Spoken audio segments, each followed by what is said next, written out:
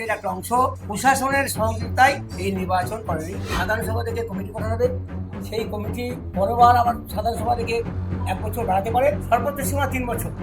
15 বছরের জন্য সেই গণতান্ত্রিক প্রক্রিয়া নষ্ট হয়েছিল সেবায়তের একটা অংশ।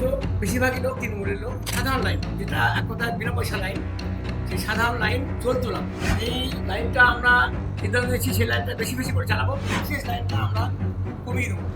একজন গরিব মানুষ যে বিনা পয়সা যাচ্ছে সেও যে সুবিধা পাবে, একজন পয়সা লাইন যাচ্ছে সেও একই সুবিধা পাবে। ভোগের জন্য তো সোলার সিস্টেম চালু হয়েছিল, নামই হয়েছিল, কাজে কিছু হয়নি। কোটি কোটি টাকা সরকারের নষ্ট ছিল। সরকার এসছে, ঘর ছেড়ে এসেছি, আমাদেরকে ঘর পেয়ে থাকবে। যদি দেখেন আপনি শুধুমাত্র ঘর নয়, একটা সংসারে যা থাকা দরকার, বিছানা, আলমারি, টিভি, অনলাইনে পুজো দেওয়ার ব্যবস্থা করা বা অনলাইনে আসা, এরকম কি কোনো ব্যবস্থা আপনারা করছেন? মন্দির চত্বরে ছাউনি দেওয়া যাতে রোজ জল না আসে সেরকম। তারাপীঠকে কেন্দ্র করে পুজো, এখানে কি কোনো সাংস্কৃতিক কেন্দ্র করে উঠতে পারে না যেখানে মায়ের গান গাইবে? আমি আজ বসে আছি নিখিল বন্দ্যোপাধ্যায়ের সামনে। নিখিল দা দীর্ঘদিনের তারাপীঠের সেবায়িত সংঘের কাজ করে এসছেন। সবে তিনি সেবায়িতে তারাপীঠ যে কমিটি তার সভাপতি হয়েছেন। নিখিল দা, নিত্যনন্দনে সময় দেওয়ার জন্য আপনাকে প্রথমে নমস্কার জানাই। নিখিল দা, এই তারাপীঠে আপনি যে সভাপতি হয়েছে, দীর্ঘদিন ধরে আছেন, তো আগের কমিটি 15 বছর ধরে কেন নির্বাচন করেনি? 15 বছর ধরে নির্বাচন করেনি, তার একমাত্র কারণ হচ্ছে সেবায়তের একটা অংশ প্রশাসনের সহযোগিতায় এই নির্বাচন করেনি বা এইভাবে চালিয়ে যেতে পেরেছে।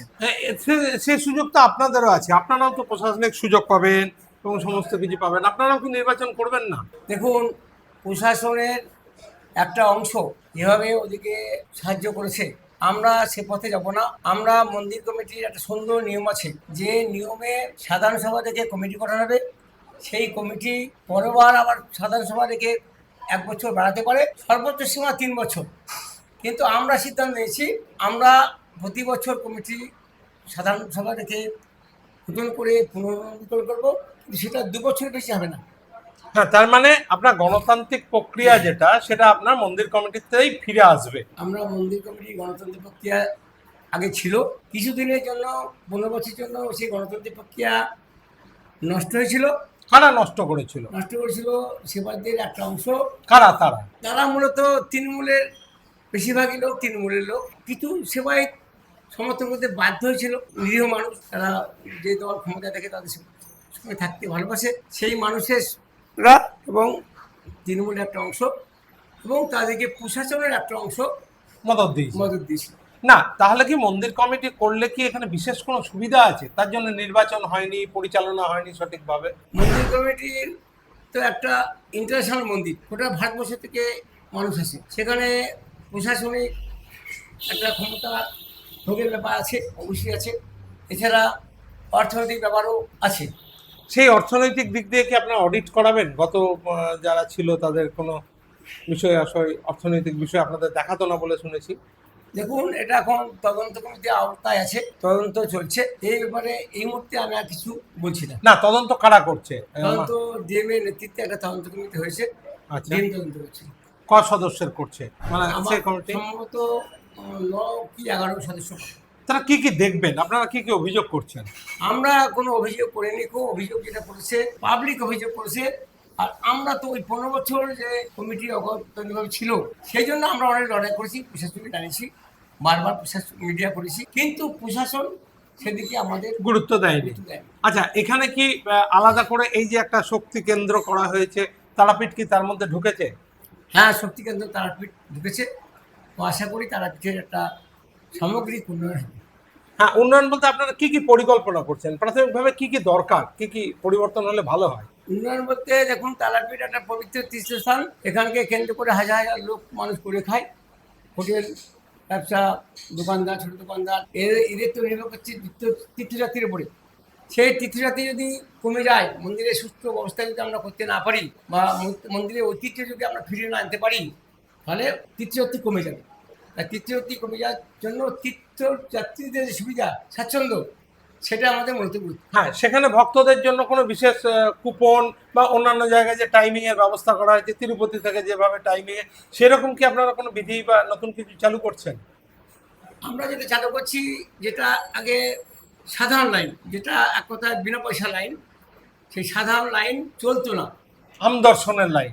আমদর্শনের লাইন। হ্যাঁ, সেই লাইনটা আমরা সিদ্ধান্ত নিয়েছি সেই লাইনটা বেশি বেশি করে চালাবো, এবং যেটা বিশেষ দর্শনার্থী লাইন যেখানে সামান্য কিছু অর্থ নেওয়া হয়, তো সেই অর্থটা মন্দিরের একজন স্টাফ আছে, বেতন আছে, তাদের খাওয়া আছে, ইলেকট্রিক বিল আছে, মন্দির পরিষ্কার আছে, সেই জন্য সামান্য যে অর্থ দরকার সেই যে বিশেষ লাইনটা আমরা কমিয়ে দেবো এবং সময়ও খুব কম দেবো। আচ্ছা, তার মানে এখন থেকে আর পয়সা দিলেই মন্দিরে ঢোকা যাবে, যারা পয়সাওয়ালা তারাই যে একমাত্র ভক্ত সেই জিনিসটা থাকবে না। না, আমরা মূলত যেটা করছি যে সবারই সমান অধিকার। মন্দিরে যারা যাবে ভিতরে ভিতরে মন্দিরের ভিতরে একজন গরিব মানুষ যে বিনা পয়সায় যাচ্ছে সেও যে সুবিধা পাবে, একজন পয়সা লাইন যাচ্ছে সেও একই সুবিধা পাবে। ভোগ ভান্ডারা বা এর এর প্রসাদের জন্য আলাদা কোনো ব্যবস্থা, কাউন্টার কিছু? ভোগ ভান্ডারা মায়ের মন্দিরে যে বসে খাবে একই ভোগটা হবে, এরকম একটা আমরা পরিকল্পনা নেওয়ার সিদ্ধান্ত করছি। বর্তমানে চলছে, সেটা আরও ব্যাপক হারে করার চেষ্টা করছি। আচ্ছা, এখানে তো ভোগের জন্য তো সোলার সিস্টেম চালু হয়েছিল, প্রচুর টাকা ইনভেস্ট করা হয়েছিল, তলায় ভোগ মন্দির করা হয়েছিল, সেটা কতদূর কি অবস্থায়? দেখুন, সেইগুলো তো শুধু ওই নামই হয়েছিল, কাজে কিছু হয়নি। কোটি কোটি টাকা সরকারের নষ্ট হয়েছিল, সেটা পরিকল্পনা হবে, সেটা দেখা গেল যে সেটা বাস্তবে রূপ পেল না। মাঝপথে টাকা এলো, টাকা গেল, কাজের কাজ কিছু হলো না। এদিকে তো মন্দিরে ঢুকতে গেলে রাস্তা তো সংকীর্ণ, বারবার তো কৌশিক অমাবস্যায় এত দিন দিন লোক বাড়ছে, একটা কি উড়ালপুল করার দরকার বা আলাদা করে কিছু কি দরকার মনে হয় আপনাদের? মন্দিরে তো যে লাইনের সমস্যার বড় সমস্যা, সেটা মনে করি যে পুকুরে যে কাজ চলছে হ্যাঁ, সেই কাজ আমরা যদি দ্রুতগতিতে 2 বছরের মধ্যে আমরা মনে করছি যে ভোগ খাওয়া, লাইন দেওয়া, হোম সমস্ত সমস্যা মিটে যাবে। আচ্ছা, শ্মশান নিয়ে তো আপনারা দীর্ঘদিন ধরে আন্দোলন করছেন। শ্মশানে সাধুদের থাকার জায়গা যেগুলোতে জলাধারের নাম করে খুঁড়ে নষ্ট করছিল, হাইকোর্টও করেছে, কি অবস্থায় আপনাদের? শ্মশানে আমরা অলরেডি 200 গাছ লাগিয়েছি। শ্মশানকে পবিত্র শ্মশান করার জন্য, পরিবেশ রচনা করার জন্য যা করার সেটা আমরা সিদ্ধান্ত নেব। এবং শ্মশানে যে সাধুদের ঘর, সেই ঘরগুলা আমরা মনে করি ঘর থাকা উচিত নয়, কারণ শ্মশানে সাধুরা এসছে, ঘর ছেড়ে এসছে, আবার তাদেরকে ঘর করে থাকবে। সেই ঘরে তারা যদি দেখেন আপনি, শুধুমাত্র ঘর নয়, একটা সংসারে যা থাকা দরকার, খাট, বিছানা, আলমারি, টিভি, ফ্রিজ, মানে তারাপীঠ একটা ঠিকানা হয়ে উঠেছে সাধুদের। একদম সাধুদের আশ্রয়স্থলটা একটা ধৃত্তিকার করে সাধু, তাদেরকে শ্রদ্ধা ভক্তি করি, কিন্তু তাদের যে ঘর ছেড়ে এসে আবার ঘরে বসে না কেন, তাই আমরা শ্মশানকে আগামী দিনে পরিষ্কার পরিচ্ছন্ন করবো।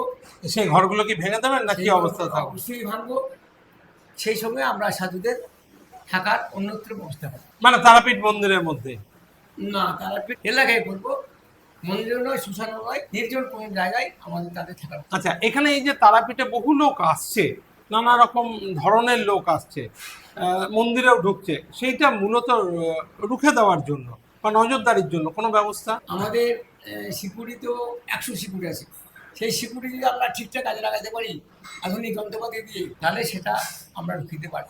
এই যে প্রত্যেক দিন ভিড় হচ্ছে, অনলাইনে পুজো দেওয়ার ব্যবস্থা করা বা অনলাইনে আসা, এরকম কি কোনো ব্যবস্থা আপনারা করছেন? সেরকম কিছু লোকে করে, তাদের সঙ্গে মন্দিরে কোনো সম্পর্ক নাই, নিজে নিজে খুলে আছে, সেগুলো যদি বন্ধ চেষ্টা করবো।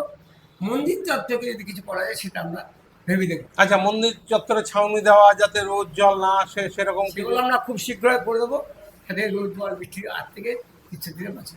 কোনো পরিকল্পনা জমা দিয়েছেন? পরিকল্পনা আমরা মনে মনে ঠিক করেছি, জলের মধ্যে মিটিং করি, খুব শীঘ্রই যে জল বৃষ্টির হাত থেকে মানুষ বাঁচে তার একটা পরিকল্পনা আমরা ঠিক করেছি। আচ্ছা, এখানে শুধু কি তারাপীঠকে কেন্দ্র করে পুজো, এখানে কি কোনো সাংস্কৃতিক কেন্দ্র করে উঠতে পারে না, যেখানে মায়ের গান গাইবে বা সেরকম কোনো পরিস্থিতি তৈরির কথা ভাবছেন?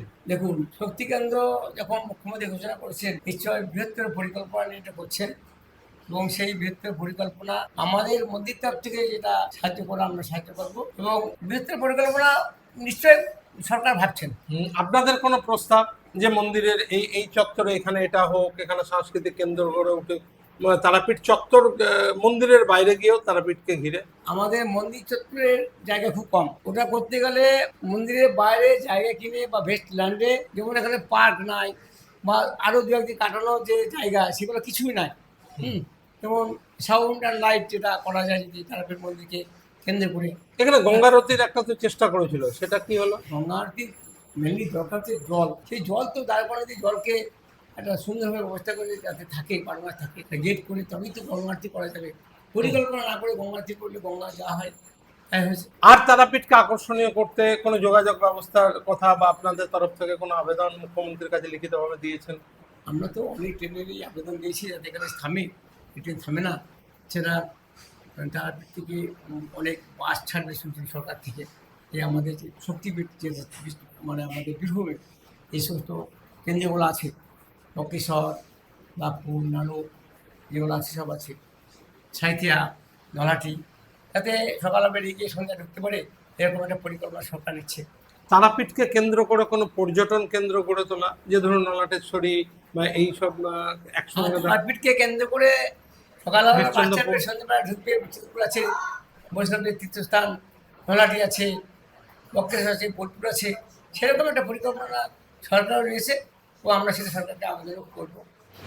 নতুন কমিটি হয়েছে, নিখিলদা দীর্ঘদিন ধরে তারাপীঠে আছেন, তারাপীঠে ওঠা পড়া ভক্তদের আসা যাওয়া সবই তিনি দেখেছেন এবং তিনি আশা করছেন যে এই সরকার সনাতনীদের জন্য, তাদের যে শক্তিপীঠ, শক্তি সঞ্চয়ের জন্য তারা চেষ্টা করবেন। ইতিমধ্যে আবেদনও করেছেন, অনেক কিছু পরিবর্তন হয়ে যাবে। আমরা সেই পরিবর্তন আশায় রইলাম। নিখিলদাকে আবার বিশেষ করে নমস্কার জানাই।